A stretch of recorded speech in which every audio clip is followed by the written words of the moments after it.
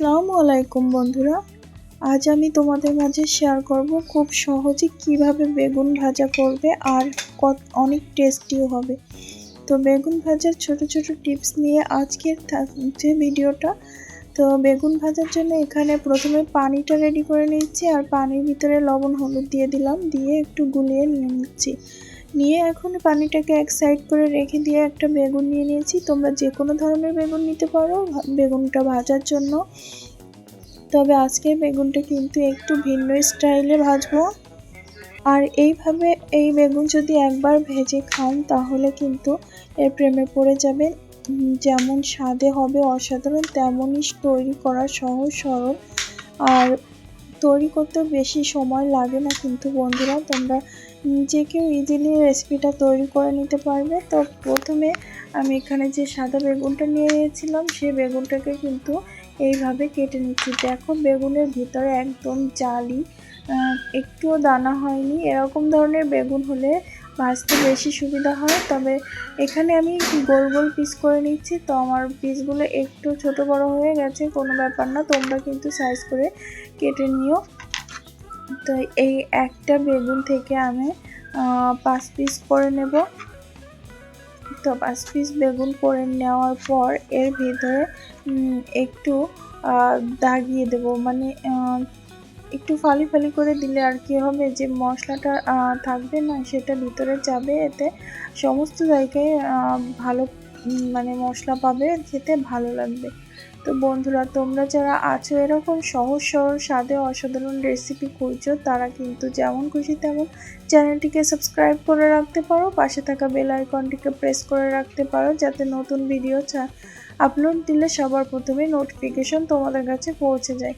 তো দেখো এইভাবে 5টা বেগুনের পিচে আমি কেচিয়ে নিয়ে হলুদ লবণ পানির ভিতরে দিয়ে দিলাম। এতে করে বেগুনটা কিন্তু কালো হবে না, বেশ ধবধবে সাদাই থাকবে। তোমরাও কিন্তু এই টেকনিকটা ফলো করতে পারো। এরপরে ধুয়ে নিয়ে চলে এলাম। তো এখানে 5 পিস বেগুনে আমি একটা প্লেটের ভিতরে প্রথমে উঠিয়ে নিচ্ছি। আর এখন এই বেগুনটাকে ম্যারিনেট করে নেব, আর তার জন্য দিয়ে দিচ্ছি একটু আদা রসুনের পেস্ট, আর দিয়ে দিচ্ছি একটু জিরা পেস্ট, তারপর স্বাদ মতো লবণ, ঝালের গুঁড়া পরিমাণ মতো, আমি একটু বেশি দিয়েছি, হলুদের গুঁড়া দিয়ে দিলাম একটু ধনিয়া গুঁড়া। আর এখন এটাকে একটু মিক্সড করে নেব। পরে যে বাকিটা মানে আরও একটু কয়েকটা মশলা ব্যবহার করব। তো এই পর্যায়ে আমি এখানে দিয়ে দিচ্ছি একটু কাবাব মশলা। তোমরা চাইলে স্কিপ করতে পারো, অবশ্য ঘরে থাকলে দিলে কিন্তু বেশ ভালো লাগবে। এখানে কাবাব মশলা যদি না থাকে অবশ্যই গরম মশলাটা ভেজে গুঁড়ো করে দেওয়ার চেষ্টা করে, অথবা জিরা গুঁড়োটা, বেশ ভালো একটা ঘ্রাণ আসে আর টেস্টও লাগে। তো প্রথমে একটু তেল ব্যবহার করে নিয়ে এইভাবে মিক্সড করে নিচ্ছি মশলাটাকে ভালো করে। আর এখন সমস্ত বেগুনের গায়ে বেশ ভালোভাবে এই মশলাগুলোকে আমি মাখিয়ে নিচ্ছি। তবে এই মশলা দিয়ে এইভাবে বেগুন ভাজা করে দেখো বন্ধুরা, এতটাই দুর্দান্ত স্বাদের হয় যে তুমি যাকে তৈরি করে খাওয়াবে তোমার কাছে দ্বিতীয়বার এই বেগুন ভাজি তৈরি করে খাওয়ানোর রিকোয়েস্ট আসতেই থাকবে। তো সমস্ত বেগুনগুলোর গায়ে আমি বেশ ভালোভাবে মশলাগুলো মাখিয়ে নিচ্ছি। তো বন্ধুরা, ভিডিও দেখতে যারা এ পর্যায়ে চলে এসেছে, এখনও একটা ভিডিওতে লাইক দাওনি, প্লিজ একটা লাইক দিয়ে পুরো ভিডিওটা কন্টিনিউ করার অনুরোধ রইল। তো সমস্ত বেগুনের গায়ে মশলাটা কোট করে নিয়ে এখন এটাকে রেস্টে রেখে দেবো 10 থেকে 15 মিনিটের জন্য। তো এর মাঝে আমি 2টা পেঁয়াজ নিয়েছি, দেখো ভাজার জন্য যেটা আমার প্রয়োজন হবে। আর পেঁয়াজ দুটোকে বেশ ছোট ছোট করে আমি কুচি করে নেব।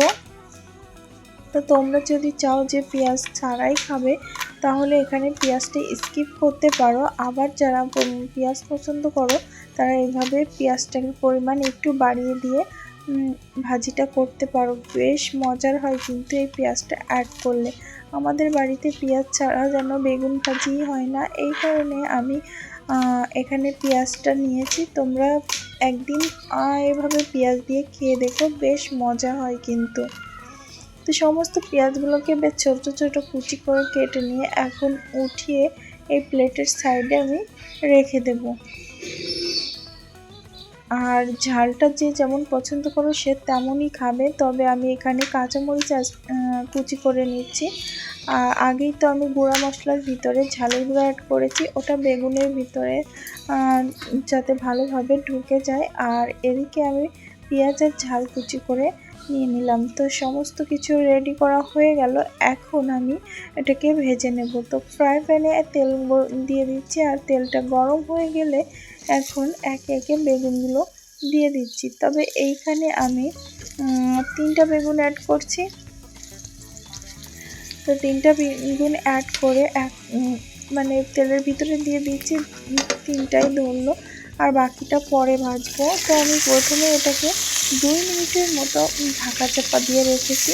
তোমরা যদি বেগুনটাকে খুবই তাড়াতাড়ি সিদ্ধ করতে চাও, অবশ্যই তেলে দেওয়ার 2-1 মিনিটের মধ্যে এটাকে ঢাকা দিয়ে 2-3 মিনিট মতো রেখে দেবে। বেগুনটা একদম সফট হয়ে যাবে আর নরম তুলতুলে হবে, বেশ ভালোই লাগবে খেতে। তো আমি অপর সাইডটাকে সেমভাবে 1 থেকে 1.5 মিনিট মতো ঢাকা দিয়ে রেখেছিলাম। এখন ঢাকাটা উঠিয়ে দেখে নিচ্ছি। তো যখনই বেগুনটা ভাজা হয়ে যাবে তখন ঢাকনা ছাড়াই কিন্তু বেশ লাল লাল করে বেগুনগুলোকে ভেজে নিতে হবে। এতে করে বেগুনের ভাজার একটা টেস্ট আসবে, উপরে একটু ক্রিস্পি ক্রিস্পি হবে আর ভিতরটা এতটা নরম তুলতুলে হবে যে মুখে দিলেই মিলিয়ে যাবে। তো দেখো আমি এইভাবে প্রায় 5 থেকে 7 মিনিট মতো বেগুনগুলোকে ভেজে নিচ্ছি। তো তোমরা যারা আছো বেগুন খেতে পছন্দ করো না, তবে বেগুনের তরকারি না করে এভাবে একটু ভাজি করে একবার খেয়ে চেক করে দেখো, এর পরবর্তীতে বেগুনের প্রেমে পড়ে যাবে, রোজ এরকম ভাজি করে খেতে ইচ্ছে করবে। তো আমি এখন এই বেগুন ভাজিগুলো নামিয়ে নিচ্ছি। দেখো বেশ সুন্দর করে ভেজে নিয়েছি। আর এই বেগুন ভাজিটা গরম ঝুরঝুরে ভাতের সাথে, পোলাওর সাথে কিন্তু বেশ যায়। আর খেতে তো দুর্দান্ত স্বাদের হওয়ায় সবাই খুব পছন্দ করে খায়, ছোট বড়। তো সেম প্রসেসে আমি বাকি যে 2 পিস বেগুন ছিল সেই 2 পিস বেগুনও ভেজে নিচ্ছি।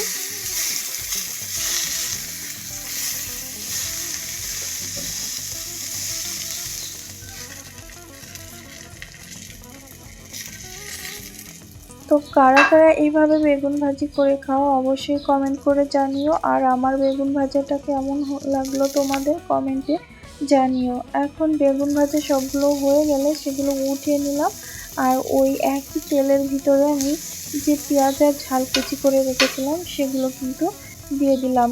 একটুখানি তেল দিয়ে দিচ্ছি যাতে পেঁয়াজটা নরম হয়ে আসে আর কাঁচা গন্ধটা চলে যায়। এভাবে পেঁয়াজটা আর ঝালটা ভেজে দিলে কিন্তু বেশ অনেকখানি ভাত খাওয়া হয়ে যায়। 1 পিস বেগুন দিয়ে প্রায় 1 প্লেট ভাত শেষ হয়ে যাবে নিমেষে, তুমি বুঝতেও পারবে না। তো এইভাবে পেঁয়াজ দিয়ে কিন্তু তোমরা একবার তৈরি করো বাসায়, বারবার বলছি তোমাদের। তো এখানে আমি অল্প করে একটু মানে লবণ দিয়ে দিয়েছি যাতে পেঁয়াজটা তাড়াতাড়ি নরম হয়ে যায়, কিন্তু ব্রাউন কালার না হয় সেদিকে খেয়াল রাখতে হবে। তো এইভাবে করে নিয়ে এর মধ্যে ভেজে রাখা বেগুনগুলো দিয়ে পেঁয়াজটার সাথে মিক্সড করে নিচ্ছি।